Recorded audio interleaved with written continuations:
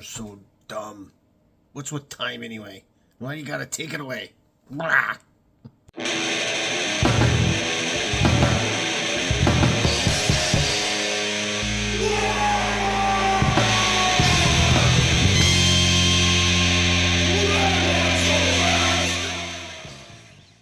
Why? Welcome back to the Red Ones Go Festa. I'm Old Big Mek, and in today's video, we got stuffs. Oh, that's right. It is indeed Old Big Mek. I am back. A little worse for the wear. I was racing my speed buggy all weekend. Had a lot of fun, but little worn out, time change and all that stuff really kicking my butt. But we're here, and it's time for a video that was a little unexpected because a bunch of stuff came in.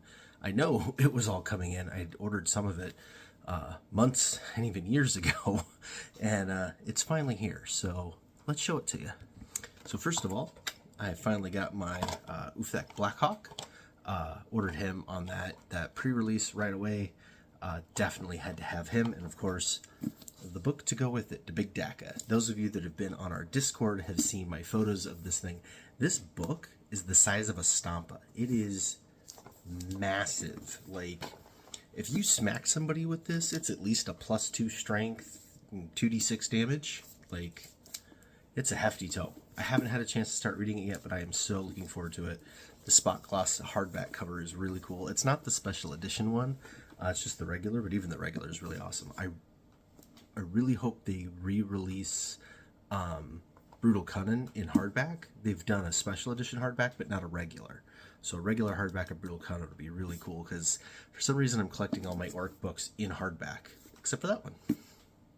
Anyways, that box was also supposed to have the Choppa bottle opener, which I looked online, and it says that I've ordered it. It says that it's on its way, but it's not here yet. So I don't know why it wasn't in that box, if they're sending it in a separate mailer or what. And I really wanted it because I have the really hard to find Chainsaw Choppa keychain. So yeah, I could put the axe style Choppa bottle opener with it and have quite the collection going. Anyways, the next box, this was the unexpected, well, expected unexpected. Those of you that have been with the channel for a while, have watched my videos, saw the one when Games Workshop launched their new website and gamesworkshop.com became warhammer.com and all of the teething issues.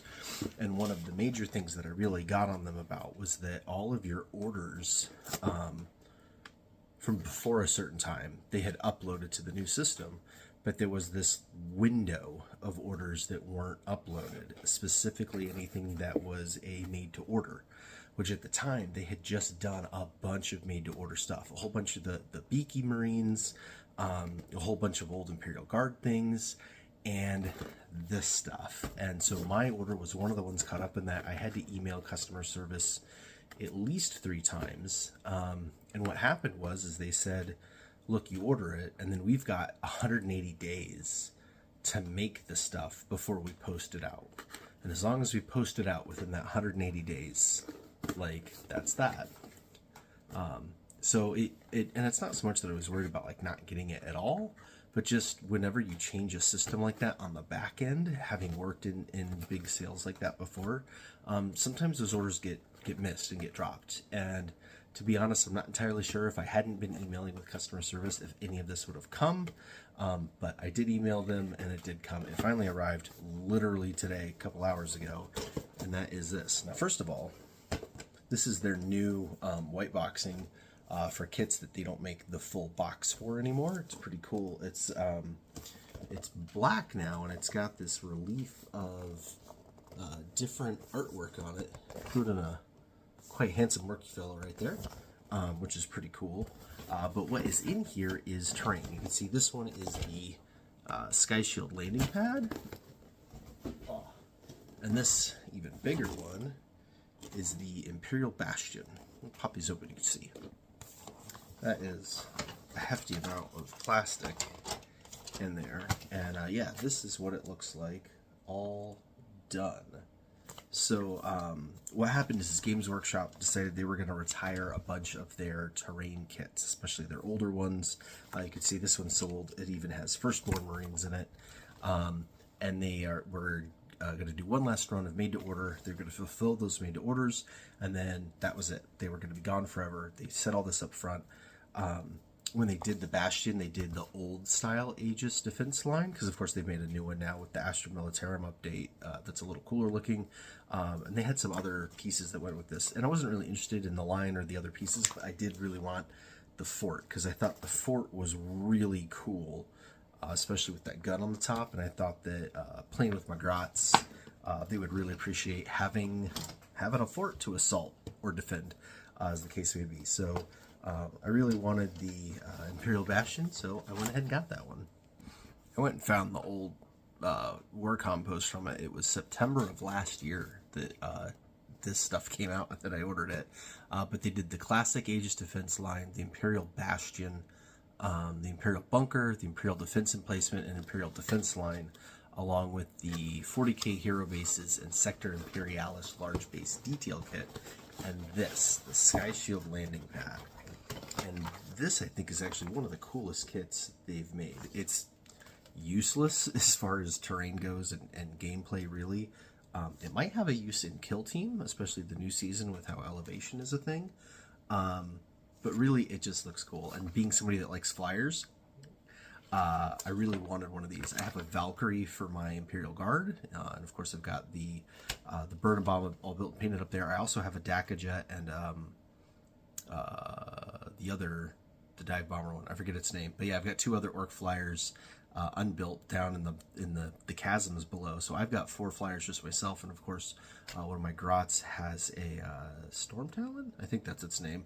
Little ultramarine gunship thing. So yeah, we're all about the flyers around here. So I thought having a landing pad to photograph them on and stuff would be really cool. So yeah, last chance to get it, decided to get it. But yeah, you could tell these are older kits. They are the older style sprue. The detail is not as crisp. The connections are very chunky, so it's going to take some doing to get them all cut and glued and put in place and whatnot. But it's fine. It's fine. They'll look fine.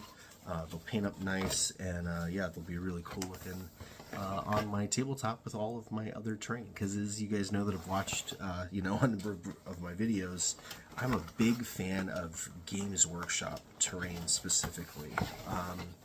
I don't like MDF terrain at all. You can see the barewood edges. It's not very immersive, and for me, what drives my love for this hobby is that physical immersion. I'm all about building and painting and kit bashing, and when you get out on the tabletop, you want stuff that looks really, really good. So cardboard terrain doesn't cut it for me. MDF terrain doesn't cut it for me.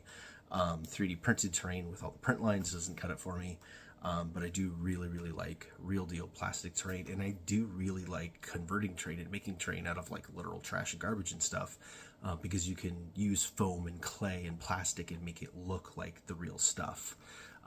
So I'm a fan of the modular terrain that I've shown a couple of times that's coming out that Snot Goblin Gaming is doing.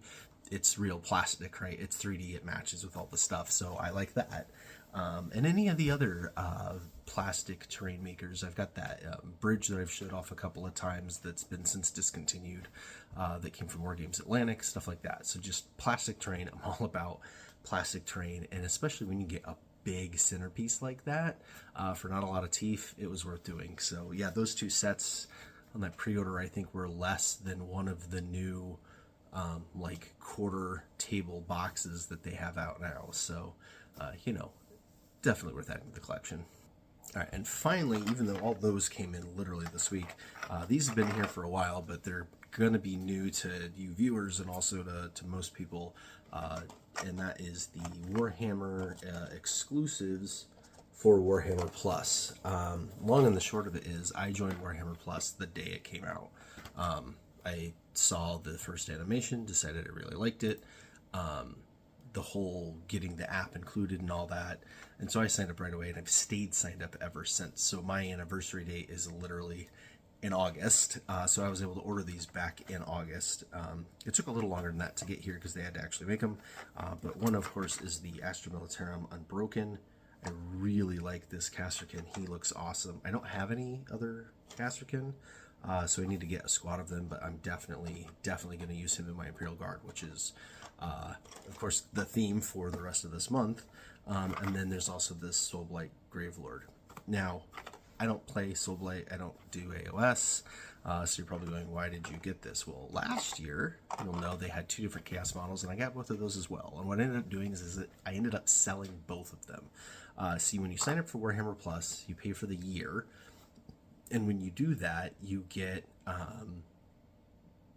the first year it was like 20 or 30 bucks at the web store.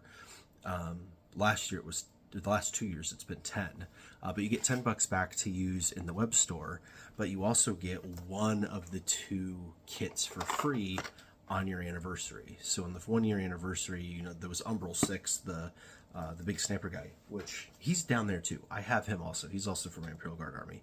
But you got him and the orc AOS guy that I turned into my beast boss.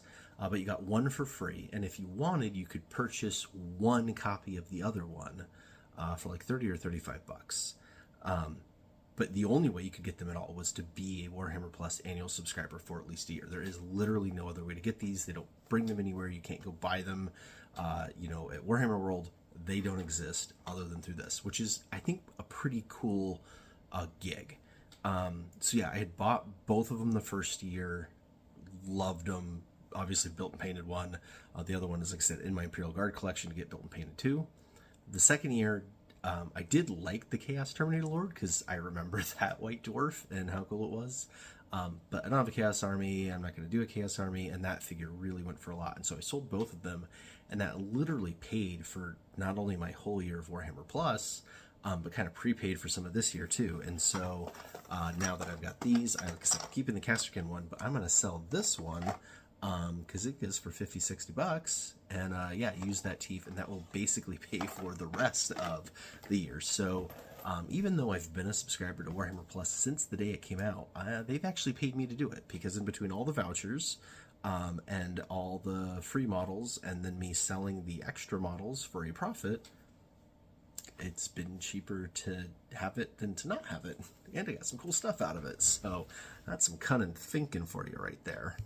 Alright, so where does that put us? Basically, I obviously want to dive in and build these right away, and then prime them, and then probably never touch them for years, because that's what I do. But I did promise Imperial Guard content this month, and I am working on that. Like I said, all the army has been right there behind me getting worked on. So yeah, I am definitely going to be rolling those guys out.